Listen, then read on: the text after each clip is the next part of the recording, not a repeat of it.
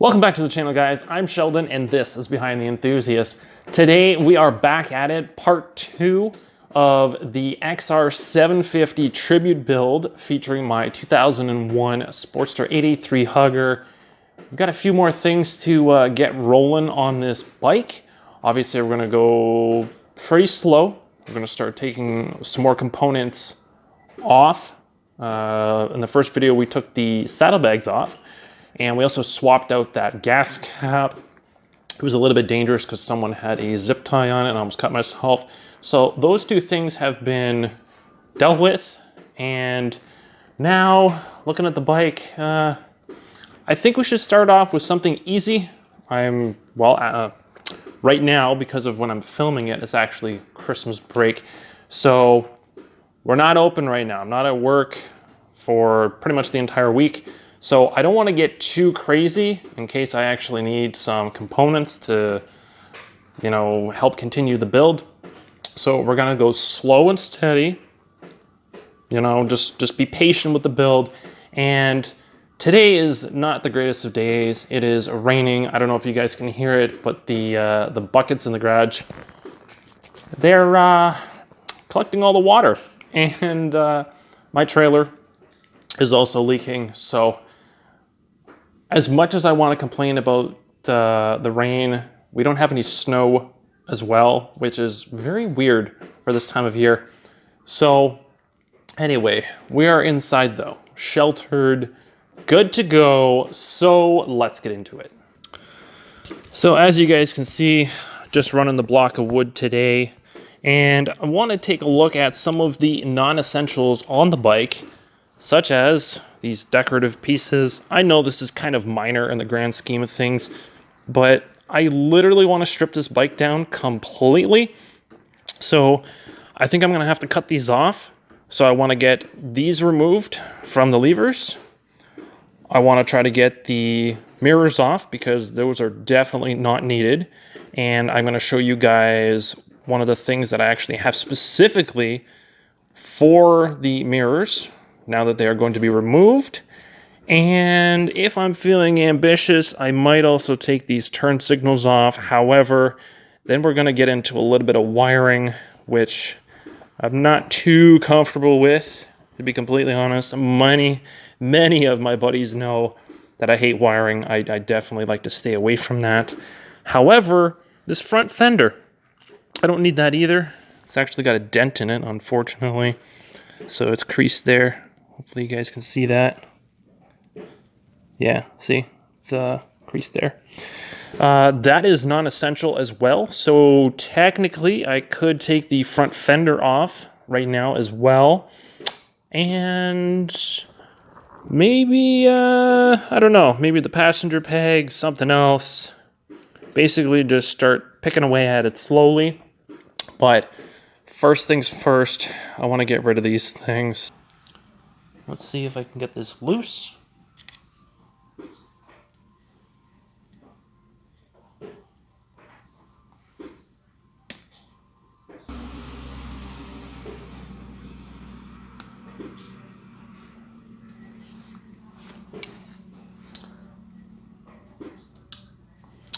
Okay, well, that works.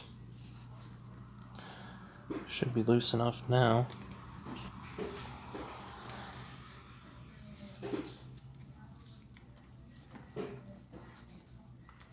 Oh, and they're held on by wire. Great.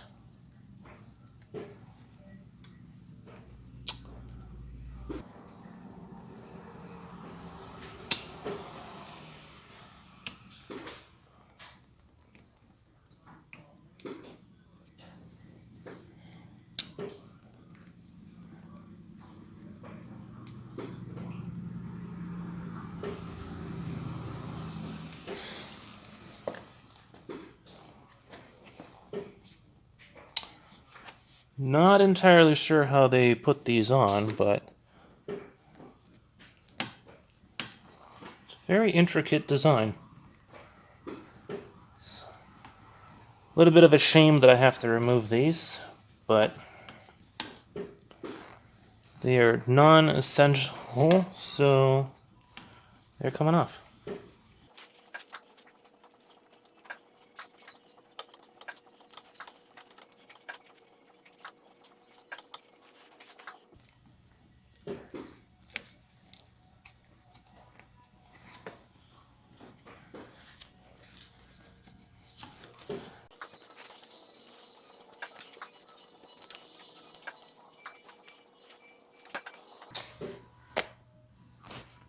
done.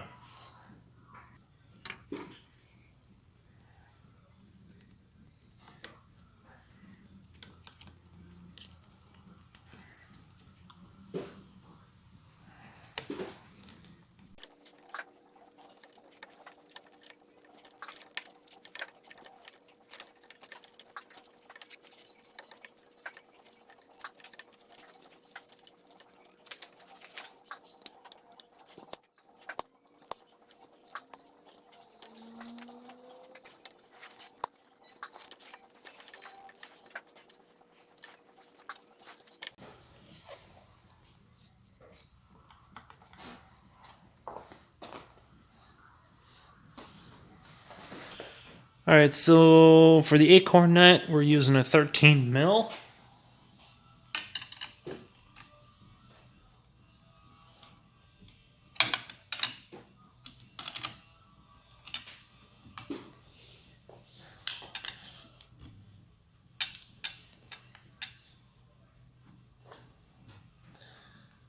Now keep in mind the mount for the turn signal is also incorporated into that, so make sure you're mindful of that.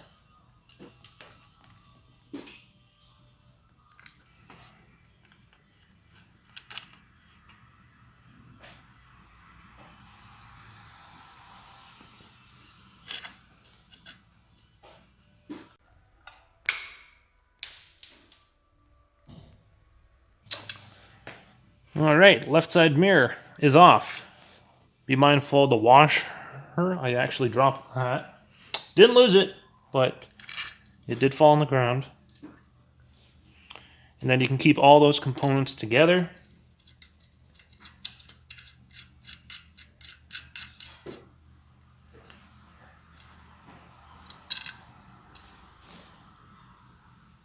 And then, again, I hate wiring, so I'm just going to leave that dangling just for a moment. And now that the mirror stem is out, I have mirror stem plugs. I basically just slot in just like that. Very simple, very clean looking. I've completely removed all the unnecessary stuff. And obviously, turn signal is dangling down here, but I will have to tidy that up later, but this cleans up this area. Alright, so the left side was definitely easier than the right. I have no idea what I'm doing on this side. So let's take off the housing, because I already know the bulb's bad, so I might as well just remove that and maybe see what's going on there. And then hopefully I can figure out how to unscrew this, because every time I try to do it, the mirror spins, and I'm not entirely sure what to be doing. So let's take this off for starters, so we can break this down piece by piece, and hopefully that will give me a little bit more insight into why the right side is a little bit more difficult than the left.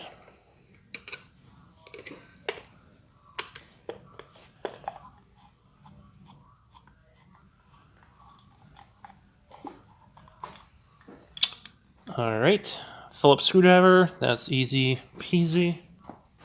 So what you want to do is push in and twist. So just slightly, you don't want to push too hard. Whoa!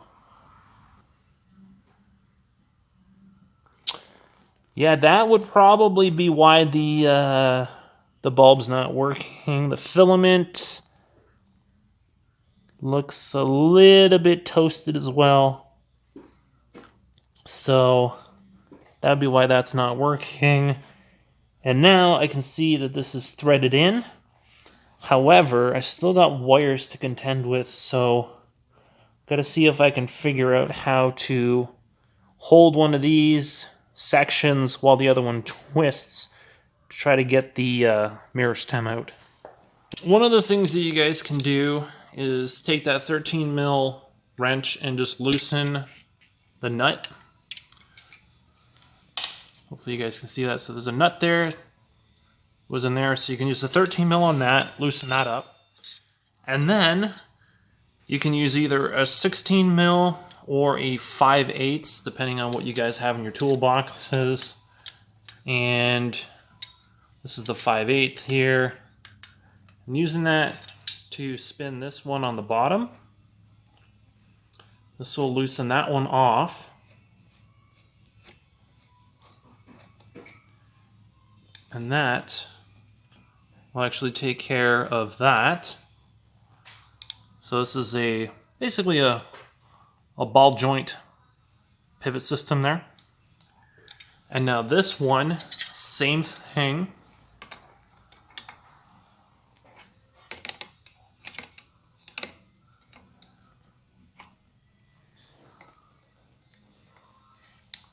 Provided you're actually spinning it the correct way, righty-tighty, lefty-loosey. Remember, this might be a little bit tricky because you got to hold the mirror. That is loose.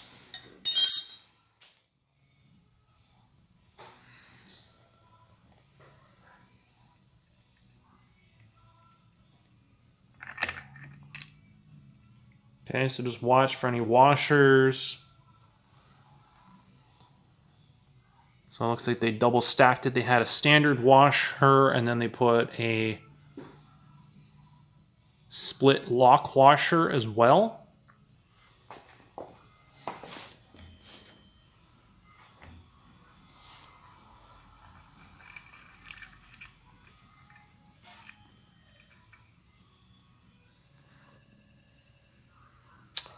There we go. And that is the right side mirror taken off as well.